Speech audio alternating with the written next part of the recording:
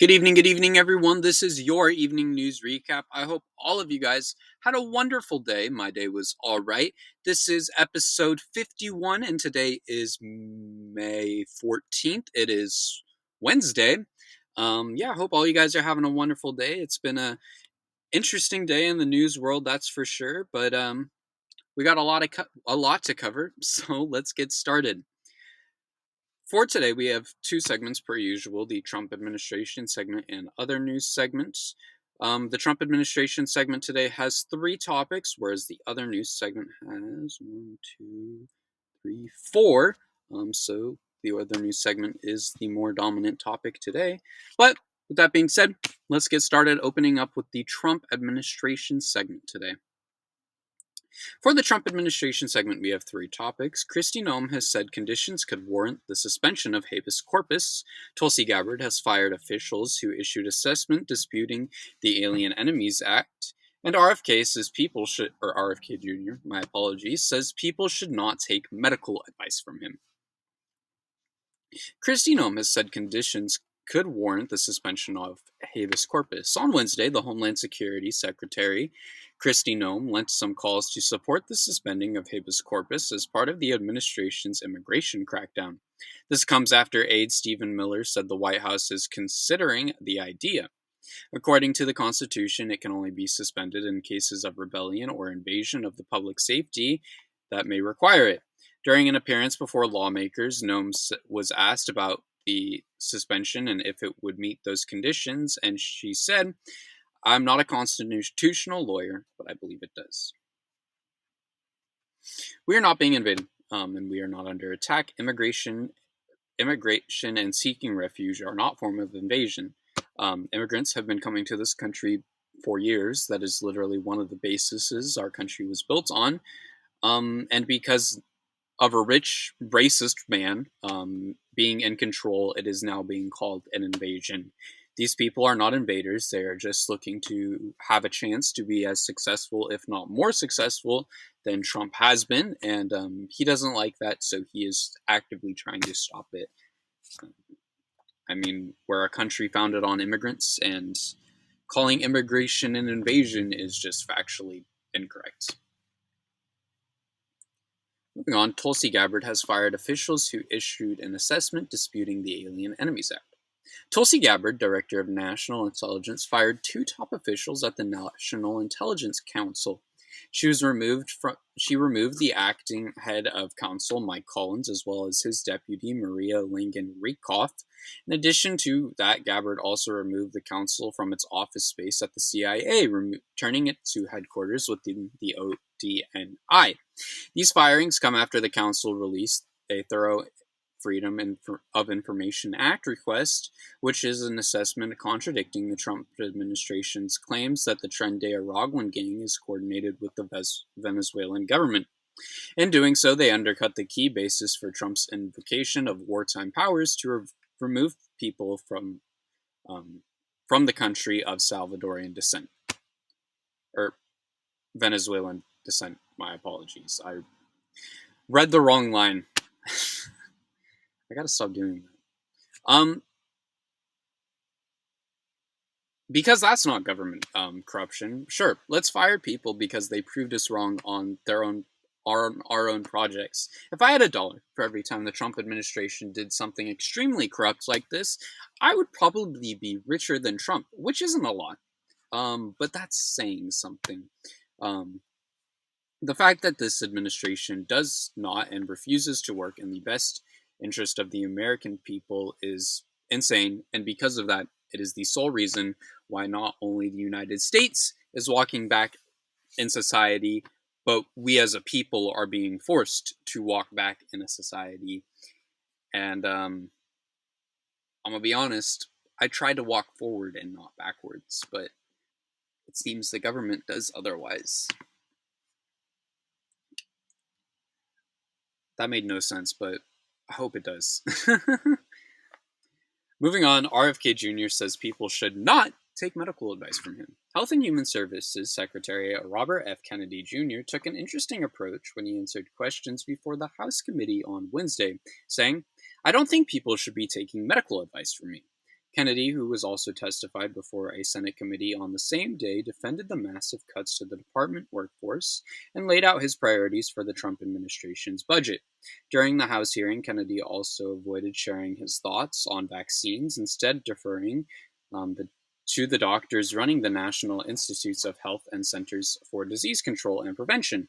When asked by Democratic Rep. Mark Pocan, he said if he would vaccinate his own children for measles and chickenpox, Kennedy said probably for measles, but that what I would say is my opinions about vaccines are irrelevant. He would go on to say, I don't want to seem like I'm being evasive, but I don't think people should be taking medical advice from me. Correct me if I'm wrong, but this isn't his job to provide medical guidance. He is the nation's top health strategist, the top dog. Although he is definitely right, we should not be taking medical advice from him. It is literally his job to do so. That's like me saying it's okay for me to post fake news. It's not. It's my job to make sure that my information is accurate and helpful to the people who are watching this content. That is why I put so much time and effort into making sure that I bring you guys news that isn't fake and is relevant to the day and the week and your lives. Um, I mean, it's his job to set the health standard, and him saying that people shouldn't be listening to him for medical advice is like saying he shouldn't be doing his job, or he shouldn't be the one doing his job. He is basically telling us that he is unfit for the position. Moving on to the other news segment now, we have 4 topics, as mentioned. The first topic being Gavin Newsom proposes cuts for healthcare benefits for undocumented immigrants. ICE agents have left a 12-year-old boy abandoned. Elon Musk's companies are polluting low-income areas in Tennessee. And a man checked out 100 books on African American, Jewish, and LGBTQ plus history just to burn them. Gavin Newsom has proposed cuts for health care benefits for undocumented immigrants. California Governor Gavin Newsom unveiled a new budget plan on Wednesday that seeks to cut back on health care benefits for undocumented migrants. This is a huge announcement, as previously the governor promised universal health care for all, regardless of immigration status.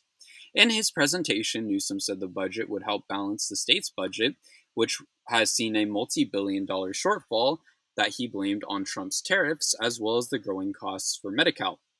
The proposal would freeze enrollment in his budget for undocumented adults to receive the full scope of Medi-Cal. Newsom's office said the changes would apply to new applicants over 19 years old, and that existing enrolled would not be kicked off of their plans. The changes also include a new $100 monthly premium for adults 19 and older with unsatisfactory immigration status.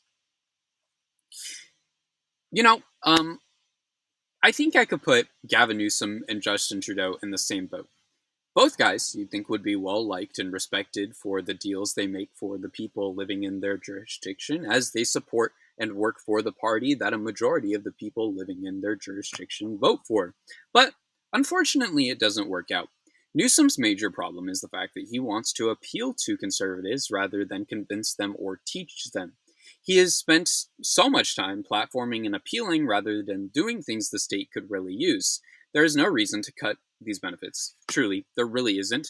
But because Newsom has been focused on these things, it's caused him to fail in things that would benefit the world's 4th largest economy. Things like high-speed rail and public transportation have all been ignored, causing them to fail, things Newsom could very easily fix if he just reallocated the right resources and made sure the right people were on the job. It would be so easy for California to have a high-speed rail system. It is the 4th largest economy in the world. But instead of focusing on innovation, he focuses on pushing values that the right doesn't realize that they actually support. Because of that, nothing really is great. There is ranging opinions I have on Gavin Newsom. There are in some ways that he has helped California. Of course, he is the one who brought it to the 4th largest economy. But honestly, the negatives are outweighing of the positives. he would not be my choice to be the next California governor, and absolutely would not be my choice to be a president of the United States. Moving on, ICE agents leave a 12-year-old boy abandoned. A 12-year-old boy was left behind on the street after immigration raids in Waltham, Massachusetts. ICE agents were seen on camera leaving the boy by himself on a sidewalk after arresting a person he was with on Felton Street, Sunday, May 4th. Neighborhood Watch volunteers fortunately got the boy home. Waltham City Councilor Colleen Bradley MacArthur witnessed the raid and recorded it. According to her, a volunteer notified the boy of his rights and walked him home. MacArthur said on the subject, "He looks about my son's age, and it makes me feel sick to my stomach as a mom and as a human being." This is insane. But if this volunteer wasn't nearby, the boy could have been put at risk of being kidnapped. He was essentially abandoned, left alone. No one was there. These agents have been so cruel to not just the people they capture, but the people around them, and it needs to stop. I've said it time and time again. ICE as a program needs to be ended and abolished for good. They are not doing the best interest of the American people. They are actively being really aggressive and essentially just police brutalists who are free to do whatever they want. Elon Musk's company is polluting low-income areas in Tennessee. xAI, Elon Musk's AI company, is evaluating a plan to install between 40 and 90 polluting methane gas turbines in the second South Memphis data center, according to the Southern Environmental Law Center. The discovery comes as locals push back against the company's unpermitted turbines at the first data center, also located in Memphis. These turbines released a smog-forming pollution that releases hazardous chemicals like formaldehyde. These lead to increases in asthma, respiratory disease, heart problems, and certain cancers, especially harmful to children. Amanda Garcia, a senior attorney at the Southern Environmental Law Center, said on the subject, Memphisians have repeatedly told local leaders that they have serious concerns about these data centers and their use of gas turbines will impact the air they breathe every day. Local leaders and health officials should be standing with the community they serve, not the power-hungry company with a history of breaking the rules.